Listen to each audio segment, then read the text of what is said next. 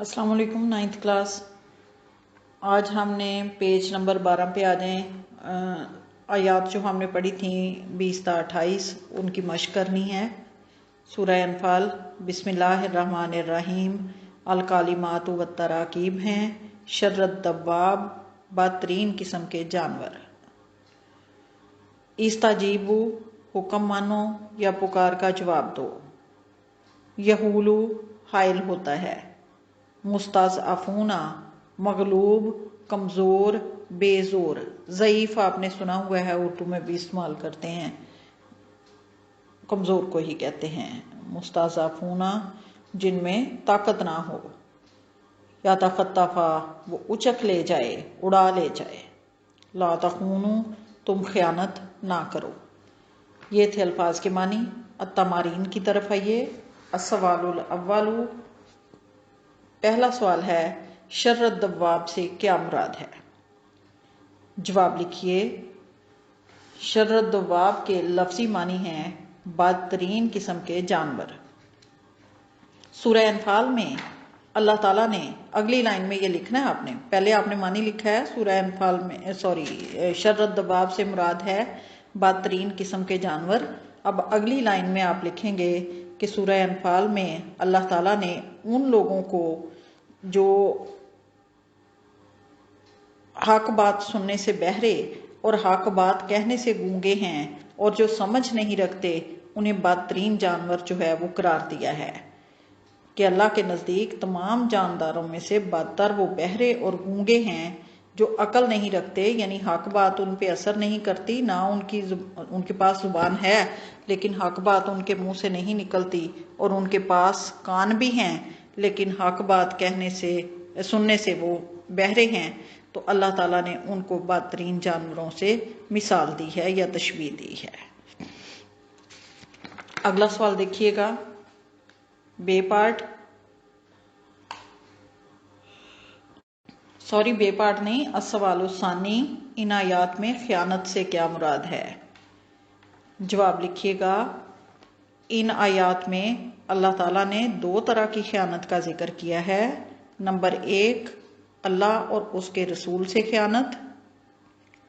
इससे मुराद ये है कि ना तो अल्लाह के अहकामात पे खुद अमल किया जाए और ना ही दूसरों को उसकी तलकीन की जाए, और अल्लाह के हुक्म को आगे ना फैलाया जाए। तो ये अल्लाह और उसके रसूल की अमानत में ख़यानत है। नंबर 2, आपस में एक दूसरे की अमानतों में ख़यानत, यानी अगर किसी ने कोई चीज़ हमारे पास रखवाई या कोई उसका राज हमारे पास है या कोई चीज़ हमारे पास अमानत के तौर पे है तो हम उसको वैसे ही वापस ना करें जैसे उसने हमें दी थी, ये आपस में अमानतों में ख़यानत है। तो दो तरह की ख़यानत का जिक्र है। नंबर 1, अल्लाह और उसके रसूल की अमानत में ख़यानत, यानी अल्लाह के अहकामात को छुपाना, उसको आगे ना फैलाना, उस पर ना खुद अमल करना, ना दूसरों को कहना।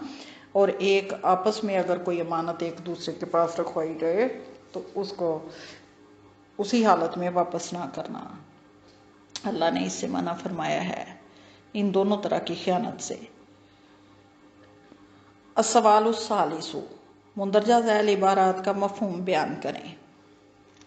वला तकूनु कल्लज़ीना क़ालू समीना वहुम ला यस्माऊन। अलिफ पाठ का तर्जुमा लिखिए। उन लोगों की तरह ना होना जो कहते हैं हमने सुन लिया मगर वो सुनते नहीं। मफ़हूम की हेडिंग देंगे। इस आयत में अल्लाह ताला ने मोमिनों को ये वाज़े कर दिया, मोमिनों पर ये वाज़े फरमा दिया कि वो उन काफिरों और मुशरिकों और मुनाफिकों की तरह ना हों जो कहते हैं कि हाँ हमने हुक्म इलाही सुन लिया लेकिन वो सुनते नहीं, यानी वो एक कान से सुनते हैं और दूसरे से उड़ा देते हैं, यानी उस पर गौर नहीं करते। तो मुसलमानों को मना किया है कि ऐसे ना हों, हुक्म इलाही को सुने और उसको ओबे करें या उसकी अतात करें।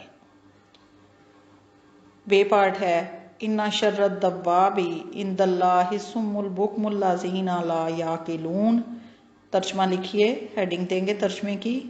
बेशक अल्लाह के नज़दीक तमाम जानवरों में से बदतर वो बहरे और गूंगे हैं जो कुछ अकल नहीं रखते। मफ़हूम लिखिए। اس آیت میں اللہ تعالیٰ نے ان لوگوں کو جو حق بات سننے سے بہرے اور حق بات کہنے سے گونگے ہیں بدترین جانوروں سے تشبیہ دی ہے اور فرمایا ہے کہ وہ عقل والے نہیں.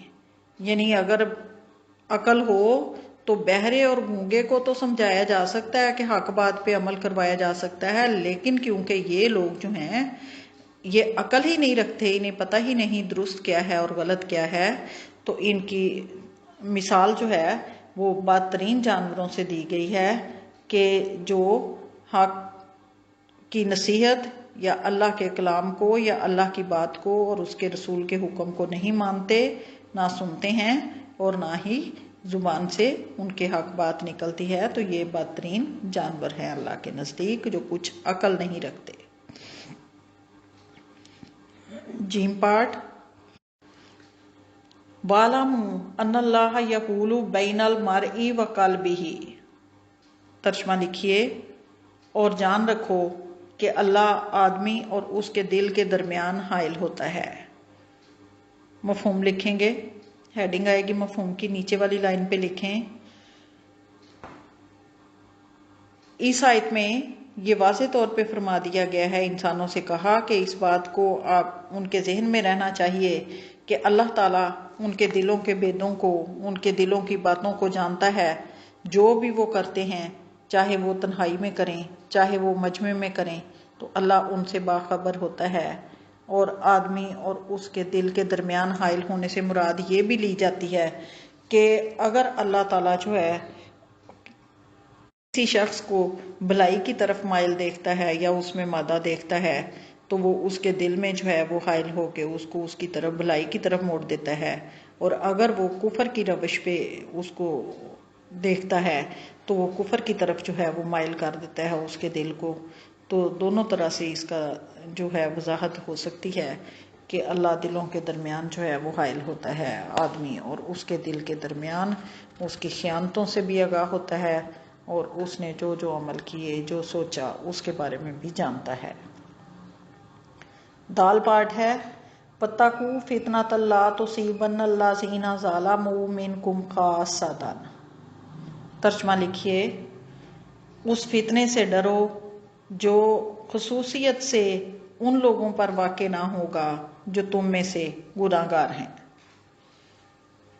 مفہوم لکھیے، اس آیت میں مسلمانوں کو یہ فرمایا گیا ہے کہ وہ اس عذاب سے، اس فتنے سے ڈریں جو صرف انہی لوگوں پہ واقع نہیں ہوگا جو ان میں سے گناہ گار ہیں، بلکہ بہت سے ایسے لوگوں کو بھی اپنی لپیٹ میں لے گا جو برائی کو ہوتے دیکھ کے خاموش تھے اور اس کو امر بالمعروف اور نہی عن المنکر کے ذریعے جو ہے انہوں نے ختم نہیں کیا.